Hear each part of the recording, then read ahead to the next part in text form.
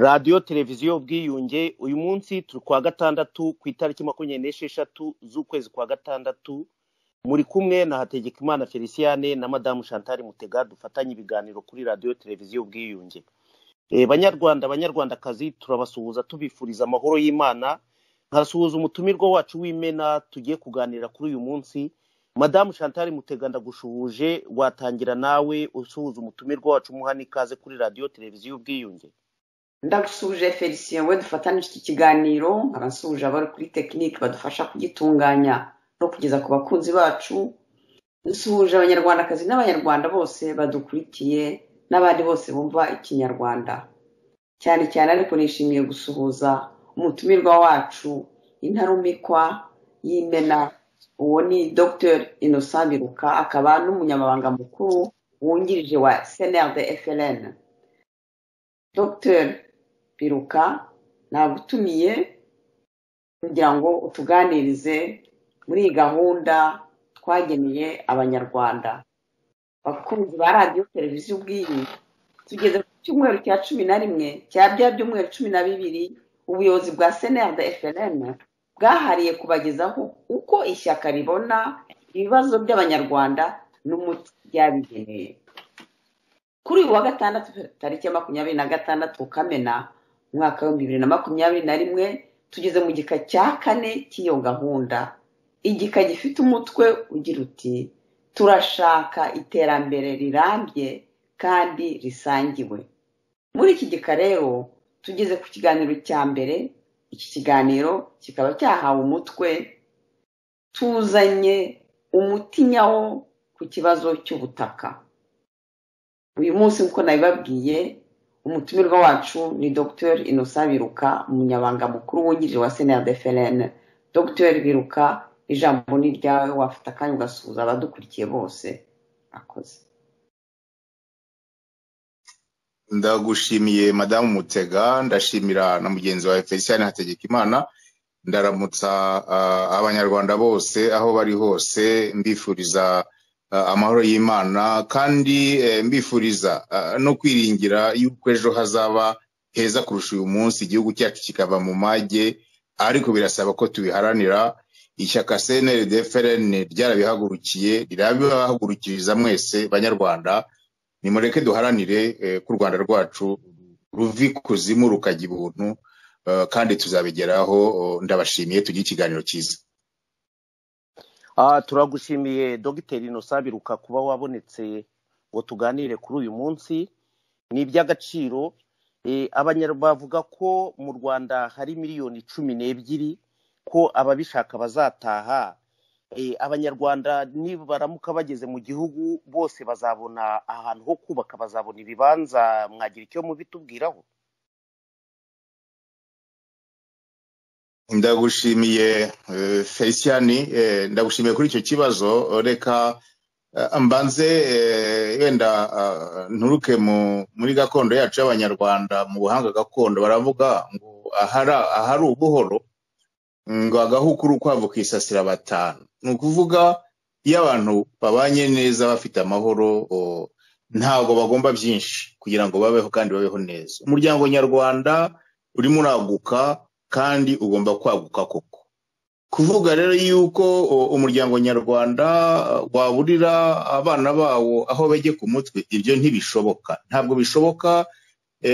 Icyangwa nuko umubyeyi w'abanyarwanda bose ari we leta y'u Rwanda, uwo mubyeyi agira koko imigenzo n'imyumvire ya kibyeyi yo gushakira buri mwana aho yajye ku mutwe. Ndagira ngo rero nkubwire yuko mu ishyaka CNRD FLN turareba situation tukayireba uko iteye koko, tugasanga u Rwanda ni ruto kandi abanyarwanda turiyongere. Ariko abanyarwanda nibiyongera, abanyarwanda nibagwire, kandi kuko abanyarwanda nanone bagwira niko n'ubwenge bw'abanyarwanda buzagenda bwiyongera kandi bukagira koko ingufu mu maboko n'ingufu mu mutwe zibusagasira.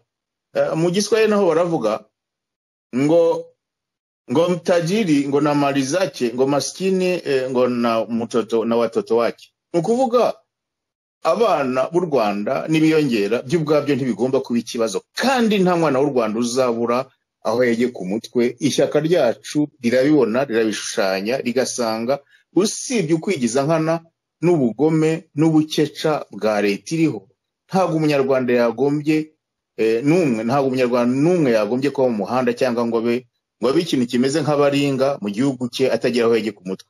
Ni ukuvuga rero ko leta y'u Rwanda uko CNRD-FRN iyishushanya kandi irimo irayitegura, izabonera buri mwana w'u Rwanda aho yegeye ku mutwe, kandi ni ibintu bizakunda.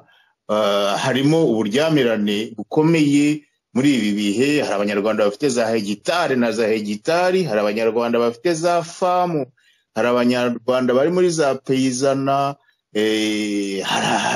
hari imyanya minini cyane yahawe abantu b'abanyamahanga bashinga ibikorwa bibyinjiza amafaranga, wenda bakavunguriraho leta y'agatsiko. Aho hose leta y'u Rwanda nk'umubyeyi nihabyaza akamaro, nta munyarwanda n'umwe uzabura hege ku mutwe. Kandi nibiba ngombwa tuzanashinga etaje ya kabiri y'u Rwanda, n'abanyarwanda bature nabo hejuru nk'ahubakwaga hagabanuka, kuko abanyarwanda noneho bafata amabwiriza mashya yo kubaka, bakubaka bazamuka. Hari imijyi ku isi ahangaha no muri Afurika, hari imijyi ifite abaturage bajya kungana n'abaturage b'u Rwanda bose. Reka twoye kujya kure. Fata umujyi wa Kinshasa. Umujyi wa Kinshasa urengeje miliyoni 10 z'abaturage. Fata umujyi wa Dar es Salaam. Umujyi wa Dar es Salaam urengeje miliyoni 8 z'abaturage, kuko abaturage batuye baturanye. Ndagira ngo rero nkubwire yuko mu matwara mashya CNRD izanye, nta mwana w'u Rwanda uzahora hege ku mutwe. Abanyarwanda ntibagwire, kandi n'abari hanze baheze ishyanga, bagira umwanya mu gihugu cyabo. Abashaka gutaha batahe, abashaka kuguma hanze ariko nanone badahejwe mu Rwanda nabyo bizakunda. Tugwire mu gihugu cyacu, ariko nanone tugira umwanya nanone ku isi yacu. Buri munyarwanda azagira aho yegeye ku mutwe mu gihugu, ntibatera impungenge. Birashoboka, bizanakunda rwose, kandi icyangombwa ni amahoro hagati y'abanyarwanda n'ubushake bwa politiki. Ndabashimiye. Murakoze Dr. Biruka. None se abanyarwanda ko bariho batakamba kubera gusenyerwa, kwirukanwa mu byabo nta ngurane, gusorera gakondo yabo n'ibindi n'ibindi, ibi bintu ubifitiye umuti bwoko ki Dr. Biruka? Urakoze Madamu Mutega. Ni hahandi nakubwiraga nyine ko iyo umubyeyi abaye umubyeyi akamenya abana be, akamenya ikibafitiye akamaro, yanabahana bakoze amakosa agakubita umunyafu ariko agakubita inkoni izamba, icyo gihe aba ari umubyeyi. Ariko leta ya FPR yitwaye nk'igisimba, nka cya gisimba kirya abana bacyo.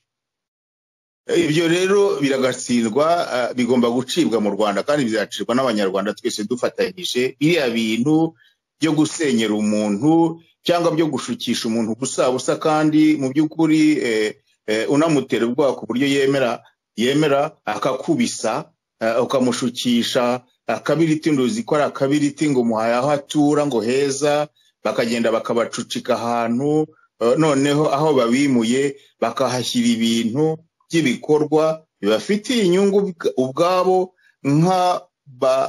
gaga birunze muri ako gatsiko, cyangwa bakahashyira ibintu, bakahaha abanyamahanga, bagashyiraho ibikorwa by'ubucuruzi cyangwa by'inganda byinjiza amafaranga nanone basangira nabo mu gatsiko. Mu by'ukuri tuzashyiraho n'abahanga baturebere aho bimuye abanyarwanda shisha itabona, aho babasenyeye, ingurane babahaye n'icyo bahashyize. Muzasanga ibyinshi bashize aho bimuye abantu byari ibintu bidafitiye abanyarwanda akamaro. Reka turebe nk'ahariya nko muri za Kangondo iyo ngiye. Ubwo uribaza kwimura abantu b'abaturage magana angahe, ukahashyira ishuri kandi rizaba ari ishuri abanyarwanda mu by'ukuri kubera mikoro yabo makeya batazigira bakandagiramo.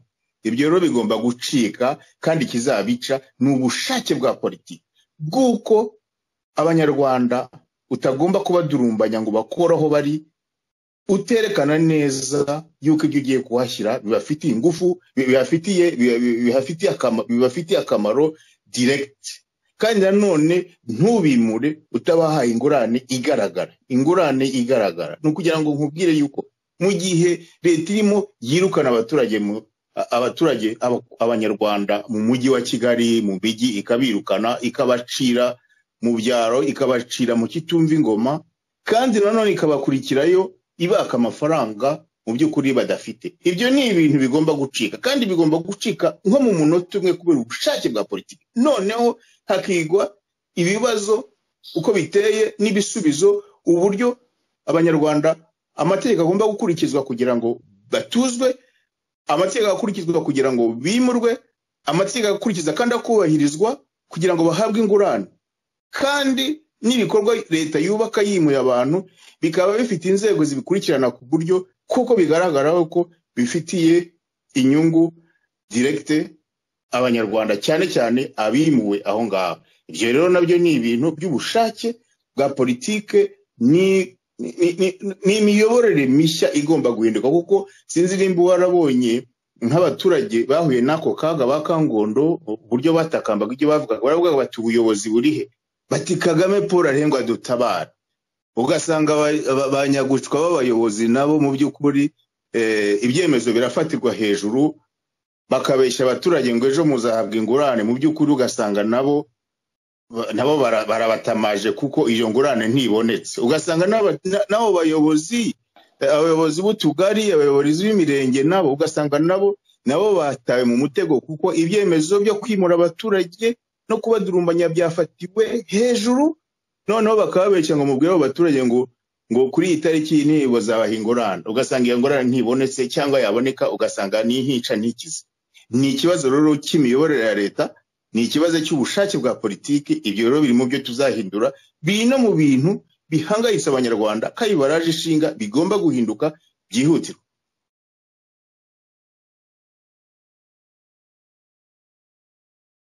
Turagushimiye Innocent Biruka kuba turi kuganira kuri uyu munsi. Ibisubizo uri kuduha ni byiza cyane ku bibazo twakubajije. Abahinzi barinubira za politike zibambura ubutaka.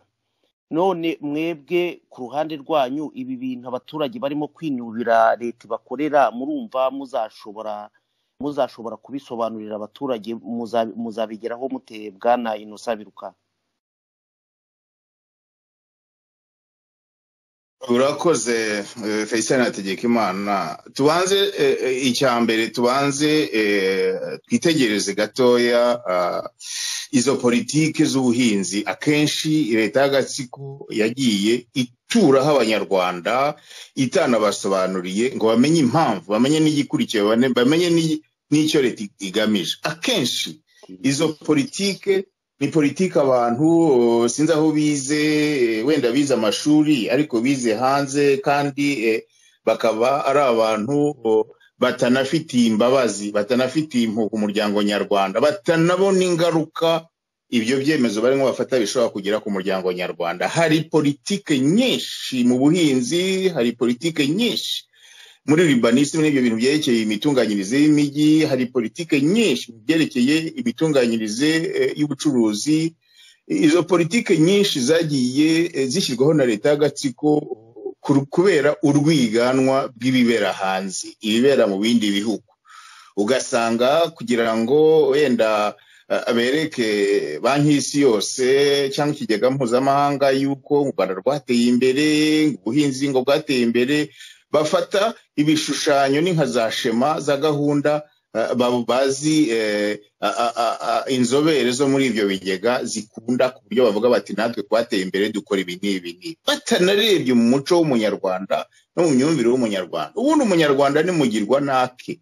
Gufata rero nk'itegeko ryo muri 2013 rigenga ubutaka, reka duhera aho ngaho. Itegeko ryo muri 2013 rigenga ubutaka ririmo ikintu kimwe giteye urujijo cyo kuvuga ngo ubutaka bugenewe guhingwamo ngo ntibushobora kugabanywamo ibipande ngo biri munsi ya hegitari 5. Ni ukuvuga hagomba kuba ibipande bya hegitari nibura 5 nizo zandikwa. Ni ukuvuga za nimero z'ubutaka batanga bugenewe guhingwa bigomba kuba ari imigabane itari munsi ya hegitari 5. Mwa abantu mwe abanyarwanda mu Rwanda rwacu rufite ikibazo cy'ubutaka, abanyarwanda barengeje hegitari 1 ni bangahe? Ushizemo n'urugo aho ruri, akenshi umuntu abatuye aho ababyeyi baba bari batuye, izo ngo uzivanyemo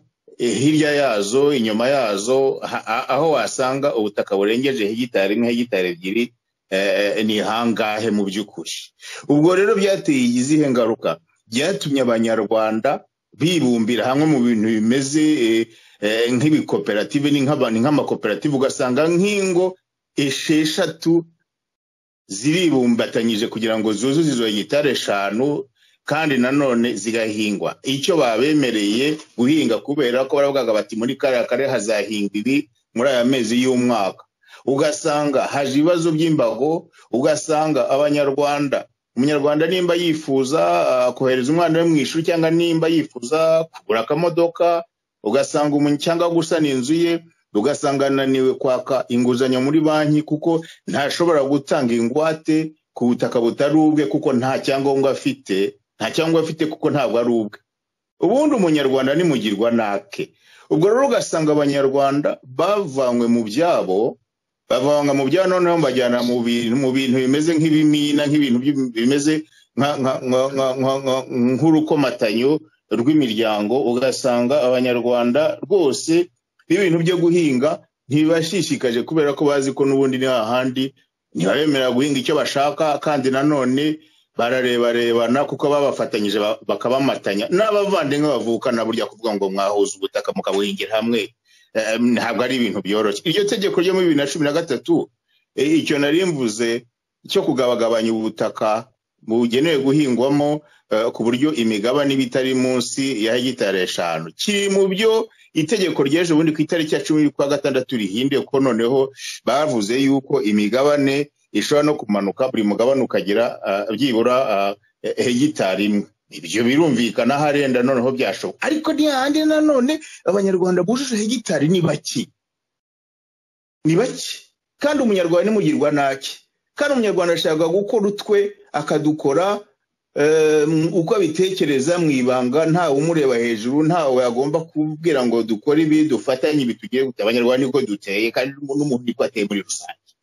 Icyo kintu rero politike yo gukomatanya abanyarwanda, noneho ukagenda ukareba noneho nko mu mibande, mu migende, abanyarwanda buri murenge, buri rugo ku murenge rwabaga rufite umugende ruhingamo ibijumba, ruhingamo amateke, ruhingamo imboga. Mu mezi yose y'umwaka ugasanga iyo migende rero bayigabanyije mu bintu bimeze nk'amakoperative, ibyo bita mutualisation y'ubuhinzi. Ugasanga abantu b'abagore muri serire barirwa banitse ibigori ngo bahinze muri ya migende, yavagamo ibijumba, yavagamo imyumbati, yavagamo imboga, yavagamo amashu. Ibyo bintu bakazajya kubishesha ahantu, bakabyanika bakabishesha, ugasanga babigurishije amafaranga y'ubusabusa. Ugasanga nko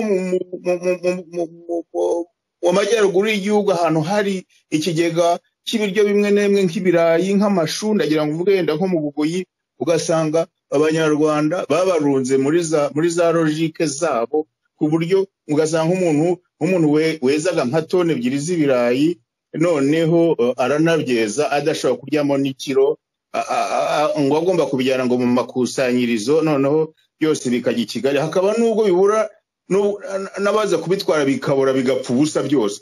Ayo mategeko rero, ayo mabwiriza asyonyora rubanda, yambura rubanda ubuzare ku gatungo bafite, ku mutungo bafite basigiwe n'ababyeyi babo. Ayo mategeko n'amabwiriza yambura abanyarwanda ubuzare kubafitiye akamaro, abanyarwanda bakaba nk'ibicucu kandi bazi ubwenge. Ibyo biri mu bintu tugomba guhindura, ubushake bwa politike bwo kubihindura, kandi za politike zose abanyarwanda bakazigiramo uruhare. Yewe tuzanabaza abanyarwanda, dukoreshe za ankete, tumenye neza uko ibibazo byifashe, tumenye neza kangaratete abanyarwanda bahuye nako, tumenye neza uburyo abantu bambuwe ubutaka nko muri izo za mu Mutara, ugiye mu Mutara, ugiye mu Bugesera, ugiye mu Mayaga, aho hose ugasanga abanyarwanda baba bafite ino organisation ituma biteza imbere kandi bagateza imbere leta. Noneho ugasanga byose leta yarabifashe, irabinyonga, ikabiha abankunzi, noneho ugasanga abanyarwanda baraho bakorera gushyira mu isanduku ya leta gusa. Ibyo rero bizahinduka, hari ubushake bwa politiki bwo kubihindura, kandi nanone abaturage bakagira ijambo, bakumva ibitekerezo byabo bigakurikizwa, ibyifuzo byabo bigakurikizwa, noneho inzobere zacu nazo zikatwereka imirongo migari ya za gahunda tugomba kugenderaho mu rwego rwo kugira ngo inyungu z'abaturage zubahirizwe n'ibyifuzo byabo byubahirizwe, ariko nanone leta nk'umubyeyi nanone inyungu zayibona muri cadre ya planification y'amajyambere nanone bizubahirizwe. Ntihagire umunyarwanda ubura aho yegeka umutwe, ntihagire nanone umunyarwanda utegekwa guhinga ibyo adashaka. Ahantu hahingwa ibihingwa ngangurarugo, amasaka, ibishyimbo, kuza mukavuga ngo mutemye intoki, kandi insina ni igihingwa gisanzweho gitunze abanyarwanda igihe cyose. Ngo yenda ngo nuko abanyarwanda banywa urwagwa, abanyarwanda banywa ko waga nyine akagwa ni keza. Hari ahantu ubukwe bushobora gutaha hatari urwagwa, hatari iki, uwo muneke, icyo ki. Ibyo bintu rero byo kuvuga ngo abanyarwanda bahinga indabo, ngo bahinge ngo ijyaye ahantu hose, ngo bahinge insenda, ibyo bintu byo guha agaciro ka mbere, umwanya wa mbere ibihingwa ngengabukungu byinjiza amafaranga, kandi ayo mafaranga niyo yinjiye ajya muri za gahunda ziniga abanyarwanda, ziniga demokarasi. Kuri miliyoni 12 z'abanyarwanda ngira ngo mbere ko buri munyarwanda afite byibura nka pere 2 z'amapingo bamugeneye. Ibyo rero bigomba guhagarara, abanyarwanda bagatungwa n'umurimo wabo, kandi bakagira ubuzare muri za gahunda zigomba kubateza imbere, zinateza imbere leta nk'umubyeyi w'abanyarwanda bose. Urakoze Dr. Biruka. Mu Rwanda nta mapingo haba, ngo ni ibikomo. Nubwo abanyarwanda basigaye biyambara, hari ibikomo byinshi bakomanze byinshi kugira ngo buri munyarwanda wese ajye agira ibikomo 2. ariko urumva nk'urwo rukozasoni rwo kwita amapingo ngo ni ibikomo. Ubundi ibikomo ni umutako umuntu yambara kugira ngo agaragare neza. Ni za gurumete, ibikomo ni za gurumete, ni imiringa abantu baba bambaye. Ubwo urumva ubwo buhonyozi, iryo honyoramuntu, ibyo rero bigomba gucika rwose. Ni politiki ya ntampuhwe y'abakariya agatsiko bazanye batuzaniye mu Rwanda, rwose iteye inkeke. Baheza abanyarwanda ku nkeke, nko mu ntara, cyane cyane mu nkengero z'imijyi minini na za parike, abaturage bimuwe mu buryo nabwo binubira. Nk'abo baturage ikibazo cyabo muracyumva mute Dr. Biruka? Yewe ni ikibazo gikomeye. Twakomoje kuri gahunda yo kwirukana abanyarwanda mu mujyi ngo batawanduza. Urumva abanyarwanda bakabirukana mu mujyi, kandi umujyi ni ubamo ifaranga, umujyi ni ubamo amahahiro, ariko bakirukana abanyarwanda mu mujyi, kandi ntibanagira isoni zo kubatera aho babimuriye, aho babaciriye, kujya nabo kubanyunyuza imitsi babaka ibyo badafite. Ugasanga umunyarwanda ni nk'ipfunda yikoreye umuzigo wa leta. Icyo ni kimwe. Deja icyo kintu kigereranyije, wenda twahoze tuvuga nk'umujyi nka Dar es Salaam, nk'imijyi nka za Lagos muri Nigeria, reba nk'umujyi nka Kinshasa, reba nk'umujyi nka Nairobi. Ugasanga icyo bita economie populaire. Economie populaire ari niyo le poumon de l'économie, nibeshejeho mu by'ukuri ubukungu bw'igihugu.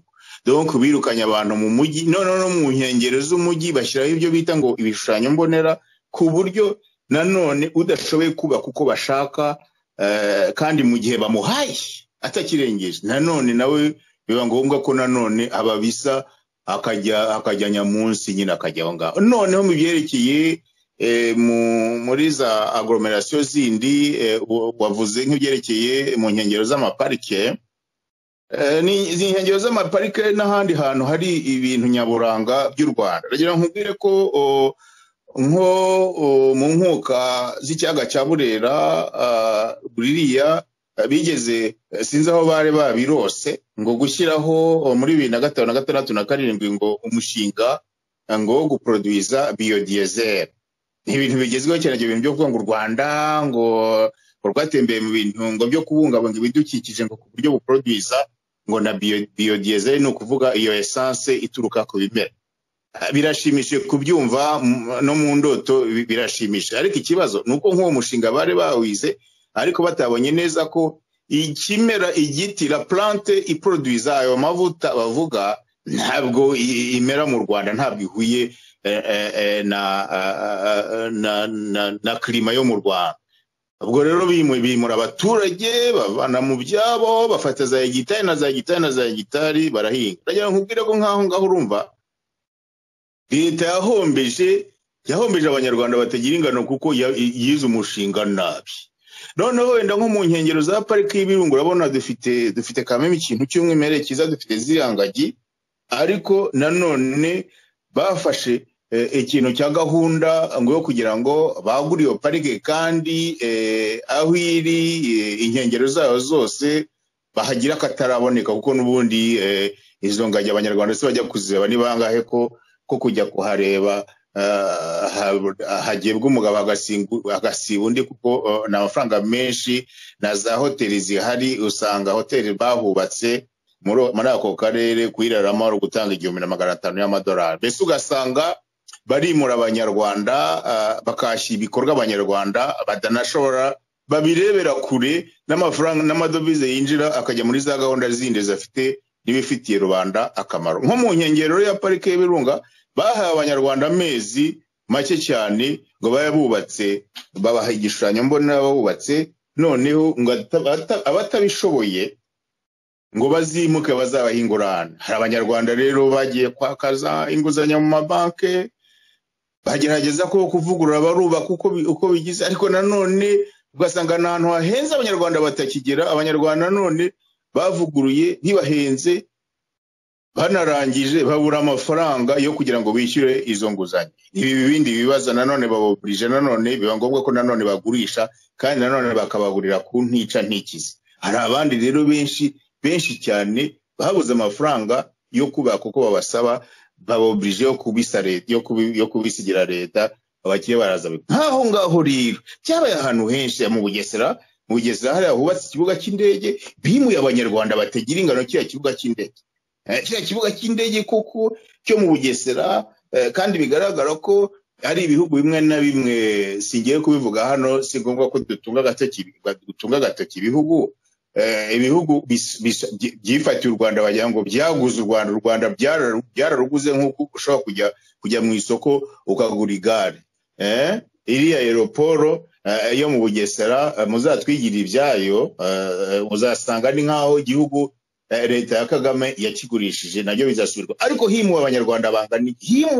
Himuwe abanyarwanda bangana iki kugira ngo cyo bacyubaka? Yagira ngo rero nkubwiye rero muri CNRDF ibyo byose turabireba kandi tubitekerezaho, twashyizeho amakipe abitekerezaho, kandi nanone n'igihe nikigera tuzabisuzuma neza, tubikoreho za enquete, twifashishe n'inzobere, tumenye neza kaga abanyarwanda bahuye nako, turebe abanyarwanda bimuwe na leta ikashyira ibikorwa byayo, turebe ingurane bahawe. Nidusanga barahawe ingurane y'ubusabusa, dushyireho gahunda yo kubongerera, yo kubashumbusha, tubongerera iyo ngurane. Ntabwo wenda bishobora kuzahita biba kukanya ko n'ibintu bishobora gusaba amafaranga menshi, ariko nkubwiye yuko niha bimpindura amatwara abanyarwanda benshi baziruhutsa, ntibazaba banababajwe n'ibyo batakaje, bazaba bashimishijwe nuko uwabanigaga avuyeho, ahasigaye umuryango nyarwanda ufate gahunda yo gushumbusha abo bantu, kandi mu buryo bwihuse n'amahanga azadufasha. Noneho ahantu abanyarwanda bimuwe bakimurwa shishi itabona, hagashyirwa ibikorwa by'abantu bikorera ku giti cyabo. Ukabona bimuye abanyarwanda 200, bazana umuhinde afata hegitari na hegitari kugira ngo ashyire umushinga prive, noneho ajya avana amafaranga ayagabagabana n'abantu bo mu gatsiko. Aho ngaho abo bantu bikorera ku giti cyabo bimuye leta, abo tuzabasaba gushumbusha leta bakabongerera ingurane duhereye kwe bari babahaye, nabo bagahabwa igihe batabibasha bakaba bahava, ariko bikaba neza mu buryo nimba umushinga wari uhari wari ufitiye abaturage akamaro, wakoreshaga abakozi, uhemba umushahara, ibyo byose bizigwa, dukurikize icyo uwo mushinga wari ufitiye akamaro, habe hafatwa ibyemezo, ariko buri gihe mu nyungu z'abaturage bari aho ngaho, kandi nanone mu nyungu z'igihugu, mu nyungu z'ishoramari, nta kintu duhutaje na kimwe. Ikibazo kiriya leta ya FPR nuko gahunda nyinshi bagiye bazifata bareba inyungu za leta z'agatsiko no gusagasira agatsiko n'ubutegetsi bwako, batitaye cyane cyane ku nyungu z'umunyarwanda. Impinduka rero CNLD izaniye abanyarwanda nuko gahunda zose zizajya zikorwa hitawe ku nyungu z'abanyarwanda muri rusange no ku nyungu za leta, nk'umubyeyi ugomba buri gihe kuba afite uburyo bwo kuba ashobora gutabara abatishoboye, kandi ntihagire n'umwe mu banyarwanda uba mu kaga ka nyuma, kandi leta umubyeyi uhari. Naho ubundi gahunda zose leta irikora muri cadre y'itekinika ryayo, usanga bajya gushyiraho umushinga bakorganiza wenda nka za nketi kugira ngo wenda berekane uburyo umushinga uzakora, wenda kugira ngo nk'abashoramari babemerere cyangwa ibigega mpuzamahanga bibaha amafaranga, ugasanga bo ibisubizo barangije kubishushanya, wenda bagakorana za nketi, ariko mu by'ukuri ibyo bagomba kuzabwira umuterankunga barabishushanyije. Ugasanga rero na za nketi bakora biba ari tekinika, ari ukubeshya, noneho ibintu byose bakabitegura babeshya, ugasanga n'umushinga n'amafaranga yenda yoherejwe bavanyeho igice kikajya gukoreshwa ibindi bitari ibyo bari bateganyije muri uwo mushinga. Ibyo bintu by'ikinyoma mpuzamahanga, ibyo bintu by'itekinika, ibyo bintu kandi bitagira imbabazi abanyarwanda, biri mu mpinduramatwara yaduhagurukije. Turagushimiye ariko ikibazo cy'ubutaka nyine cyabaye rwose urusobe. Hari n'abanyarwanda bahungutse nyuma ya 1994 basaba ubutaka bunini ngo bwari umutungo w'iwabo mbere ya 1959. Aho hateje rwose amakimbirane menshi, imanza nyinshi zaciwe nabi, izindi zikiraho, abahohotewe muri icyo kibazo. Ayo makimbirane muzahosha mute, Dr. Biruka?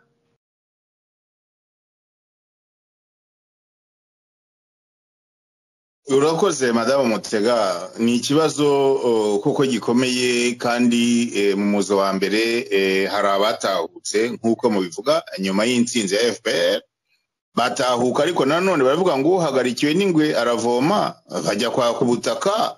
Umuntu akavuga ngo data ngo ari sushefu akagari kose ngo ari ahacu, ahantu hatuye nk'abantu 100, umuntu akahasaba kandi agashyiraho itsinda ry'abavoka. Noneho kubera yenda yuko afite n'ubufasha njyanye nabwange nyine ngo uhagarikiwe n'ingwe aravoma, abacamanza se, ubucamanza bwo muri cya gihugu cyacu se bwo mu gihe cya FPR ni ubucamanza nyabaki ko umucamanza nawe nta ruhumekera abafite.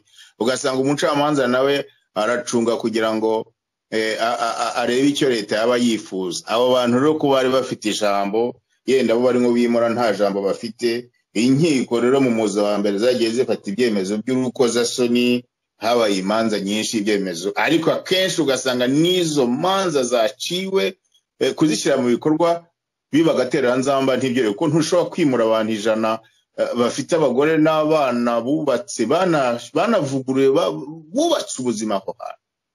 Ibyo bintu rero FPR yabitangije ityo, inabitangiza ishyiraho ariko na gahunda icyo bitaga gahunda yo gusaranganya ubutaka. Iyo gahunda yo gusaranganya ubutaka ni gahunda yashyiraga agatuza ku baturage ko kwakira abantu bahungutse batahutse, akenshi batari banabazi, bakavuga ngo iwacu hari ahangaha.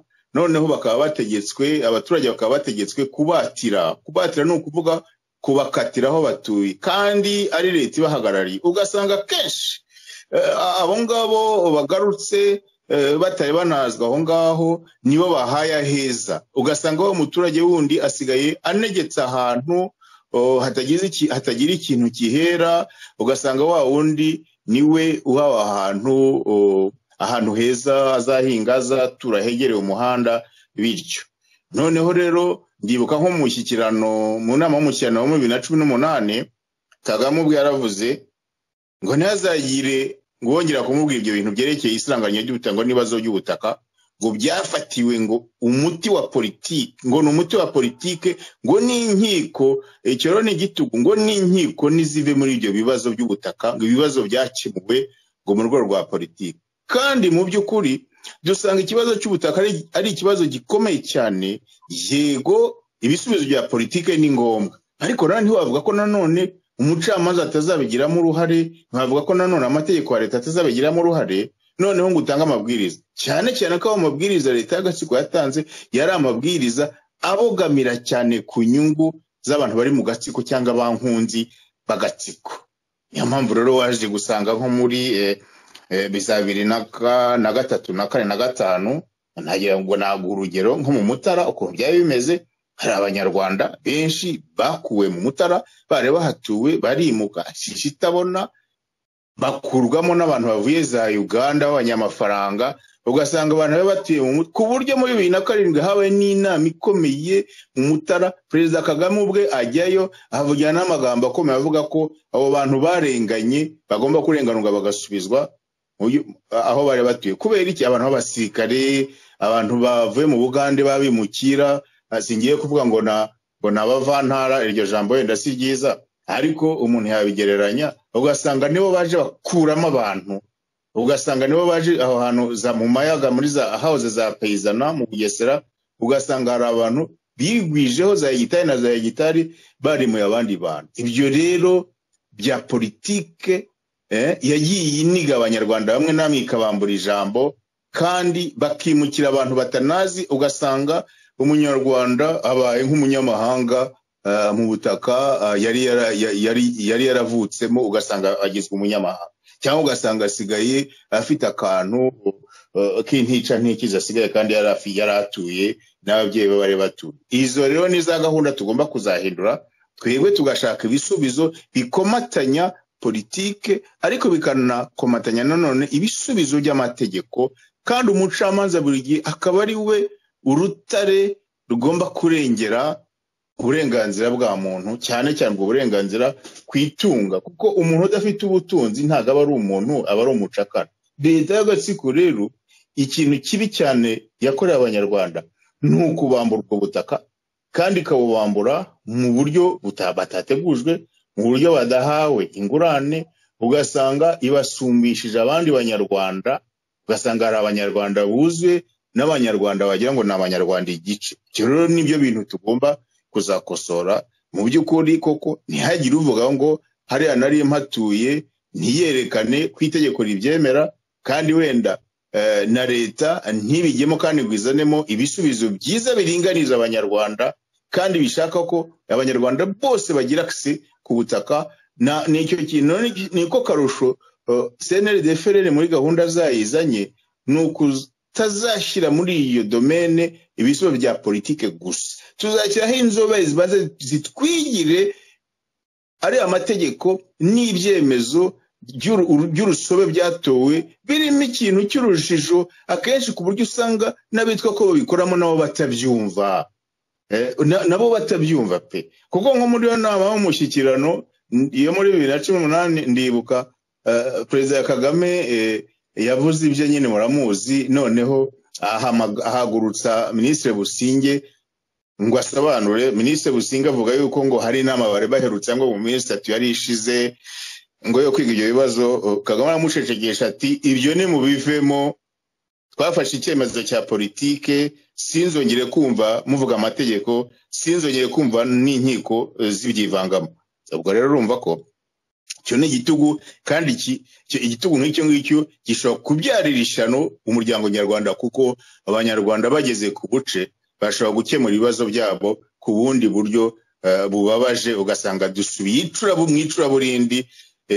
CNRD-FRN rero izegeranya umuryango nyarwanda, tubanze turebe akaga FPR yateye abanyarwanda uko kangana, turebe mu mategeko amwe tuyasese andi tuyavugurure, noneho dushyireho amahame remezo mashya n'indangagaciro nshya zemera abanyarwanda kugira access ku butaka no guturana n'ibyo byerekeye byose kugira ibyemezo byerekana nk'icyo cyikondabutaka ni ukuvuga gutunga ubutaka ku buryo burambye ukaba wanabusigira n'abo uhetse. Ni ibintu rero bisaba ubwenge, ni ibintu bisaba kandi guha ijambo abanyarwanda kuko nibo barebwa n'ibyo bibazo, tukamenya yuko ubutaka burimo umutego kuko abanyarwanda bashobora kubupfa hakaba ibara risumba n'iryabaye 1994. Niyo mpamvu ni ikibazo tuzitondera tukakora itohoza kugira ngo tumenye akaga abanyarwanda bahuye nako, tukareba mu mategeko kugira ngo tumenye impamvu n'icyari kigamijwe batera mu mategeko ameze atyo, tukareba aho abanyarwanda bimuwe ikivungi, tukareba impamvu, tukareba icyo bahawe, hakaba gahunda yo kugorora akarengane gakabije kabaye muri urwo rwego. Ikibazo cyerekeye itsembesha nzara, ni ukuvuga ibyo bintu byo kwambura abanyarwanda ubutaka nubwo basigaje ukabategeka kubahingaho icyo ushaka, uburyo abanyarwanda aho guhinga ikibatungiye abana usanga bahinga ibyo leta ishaka. Ni itsembesha nzara rero kugira ngo leta ishobore kubahoza ku nkeke no kubahoza munsi y'urukweto, nuko baba banashonje, kuko ushonje burya ntago ari umuntu wuzuye, aba ari umucakara. Nibwo buryo rero bwiza bwo kugira abanyarwanda. Umuntu yatariye ntashobora no kwibuka ko ari umwenegihugu, ntashobora no kwibuka ko afite n'ububasha n'ubuzare mu buyobozi bw'igihugu. Ibyo rero nibyo bintu tuzakosora. Gahunda y'ubutaka rero twirarikiye abanyarwanda, kandi turasaba n'abantu bose bajijukiye muri ibibazo babizi, n'abantu bakuru babizi, baba biteguye kuzatanga umuganda mu gushaka ibisubizo birambye kuri iki kibazo. Ndabashimiye. Turagushimiye Dr. Innocent Biruka. Hari ikibazo ngiye kukubaza dusoza ikiganiro cyacu cy'uyu munsi. Leta y'u Rwanda ikunda gushyiraho ikintu cyo kurega abantu ko bakangurira abaturage kwigumura no gukuraho ubutegetsi buriho. Ndatekereza ko iki kiganiro cyiza udukoreye nawe bazabikurega, ariko nkaba mbaza nti abaturage mwitegereje mubona leta ahubwo ariyo idatanga uburenganzira ko abaturage bahaguruka bakayikuraho kubera ko idakorera rubanda, mu bikorwa ikora byose ari ugukandamiza rubanda ndetse no kubahoza ku nkeke. Nkabona ko yenda ikibazo bafite nabo bafite ubwoba ubwabo kubera ko batashyizweho n'abaturage. Mwarangiza mugira icyo mukangurira abanyarwanda, yaba ari abanyarwanda bari imbere mu gihugu babujijwe uburenganzira, yaba n'abari hanze, n'iyi leta ibakandamiza, icyo abanyarwanda bagombye gukora. Bwana Innocent Biruka. Urakoze Feliciani. Nyine impinduramatwara siniki. Impinduramatwara ni icyo kintu cyo kuvuga yuko hari akarengane mu nzego nyinshi, mu nzego rwose nyinshi. Urubyiruko rw'u Rwanda rukamenya yuko nta burezi bukiba mu Rwanda. Hari amashuri bashinze nka bizinesi, batitaye ku bazasohokamo icyo bazaba bashobora kwimara no kumarira imiryango yabo. Ukajya mu byerekeye ubuhinzi ubworozi, abahinzi mu gihugu cyacu ukamenya yuko abantu 95% batunzwe n'ubuhinzi. Mu rwego nk'urwo ngurwo kaminuza rutunze igihugu, iyo uzanyemo amategeko n'ibyemezo washizeho ureba inyungu zawe gusa, cyangwa ureba uburyo bwose bwo gusagasira ubutegetsi bwawe, urumva yuko uba wica igihugu. Ukareba nko mu byerekeye ubuyobozi n'ubutegetsi, ukareba amahame leta yagendeyeho, ari ayanditse ari n'atanditse. Ukareba nko mu butabera, ukareba nko mu bubanyi n'amahanga, ukareba inshingano bahaza ambasade, ugasanga mu za ambasade ahubwo ni nk'aho ari za sikirisare za RIB zo gukandamiza no kugenza abanyarwanda, nk'aho zabaye ahubwo navuga nk'urwego rufasha abanyarwanda bari muri ibyo bihugu kwiteza imbere kandi no gukunda igihugu cyabo. Hari byinshi rero byagombye gutuma abanyarwanda nk'uko bivuze, ahubwo iriya leta ni ukuvuga ko yo yahaye abanyarwanda impamvu zihagije zo kuyikuraho. Ariko abanyarwanda kubera ko turumvira tugakabya kandi abanyarwanda tugira ubwoba tugakabya. Abanyarwanda nagira ngo mbabwire ni mwarumviye bihagije igihe kirekire, mwateze amajosi igihe kirekire, ku buryo isaha yarageze yo kubihindura ko nimutabihagukira ngo mubihindura, ahubwo ni ukuvuga njye navuga nti nta nubwo mufite noneho n'uburenganzira bwo gukomeza kwinuba no kurira, kuko ni ukuvuga ko ibibabaho ari mwe mwabihisemo, uko wenda navuga munabifitemo n'uruhare. Abanyarwanda rero nkababwira nti nimuhagurukire kwibohora, muve muri ibyo byo kurengana, ngo gukubise kwitama rimwe ngo umuhinde itama ngo narya karikubitaho. Ni ukuvuga ngo ugushyizeho amapingo ugomba kumupfukamira uti mama none ejo akanakwica cyangwa akakwicira kandi ukemera. Ariko se banyarwanda koko tuzemera ibi tugeze ryari? Isaha yarageze yo kwibohora. CNRD FRN yafashe iya mbere, abasore bacu intarumikwa ziri mu birindiro kandi ziri mu gihugu, kuko leta y'agatsiko irata ingufu, ikarata amapingo twavugaga, ikarata intwaro. Ingufu ni za rubanda, kandi abasore bo muri FRN barereka ako gatsiko, barangije kukwereka yuko ingufu ni za rubanda kandi ingufu zirahari. Banyarwanda rero nimwe musigaye guhaguruka mukabwira ako gatsiko muti twarabumviye ariko noneho ntitukibumviye ukundi, birarangiye nimuveho. Icyo gihe rero umunsi mwafashe icyo cyemezo nta nubwo agatsiko kazamaho n'iminota 30 bizaba byarangiye.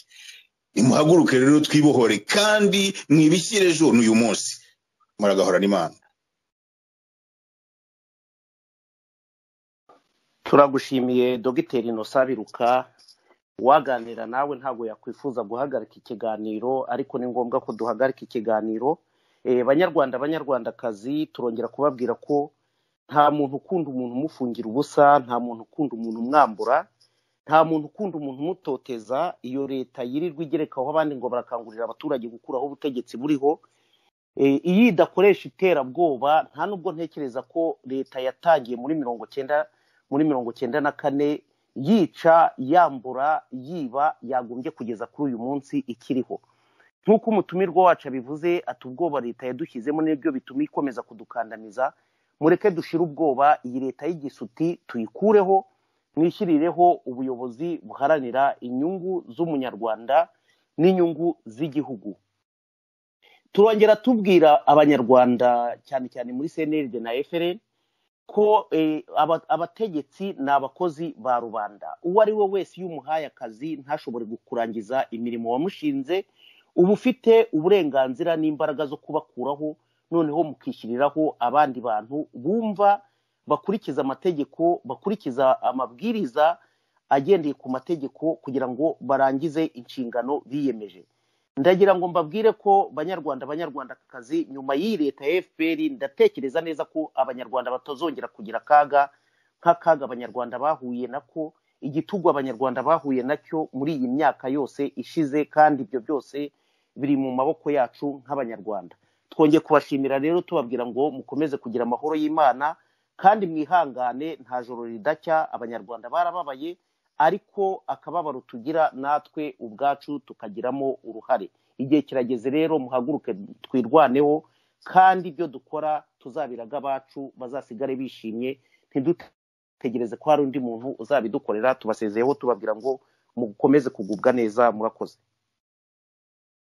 Mbonye umusambi unyibutsa amasunzu yabeza mu Rwanda, kanamurukari aho babarizwa, ndazungurutse mbuze n'umwe. Noya yeye abari n'urukundo bari mu kabari, umuco nyarwanda. Noya yeye abari n'ubutwari ndi mutabari berekanya Rwanda.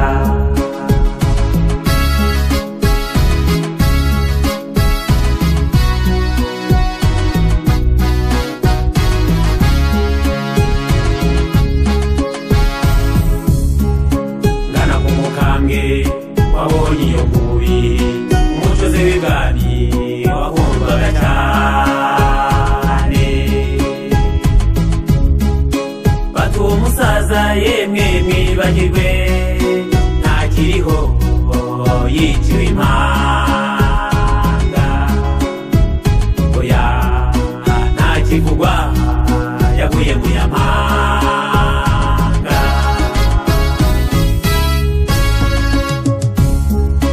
binyaga mu nda fatiye umucyamu banda bakebuye yego umushakamba baturamenye ntubaze ibyiwe yajyanywe mu nama ntaragaruka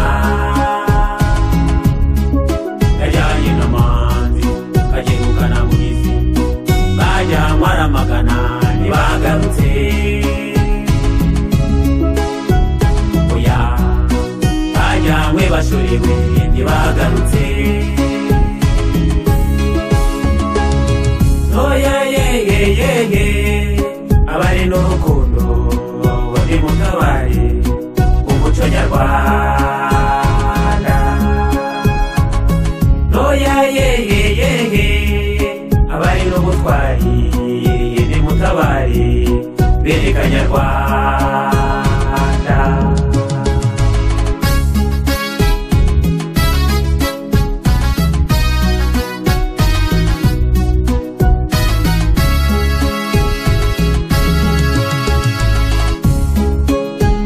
kuba bano guterekera mudondera intsinzi y'ayo mahano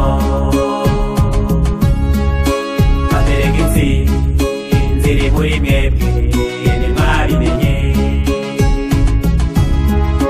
babatega inda yemwe mukamarana babaha ibiryoshye mukamenya ibanga babatereka intango mukabagomera musabana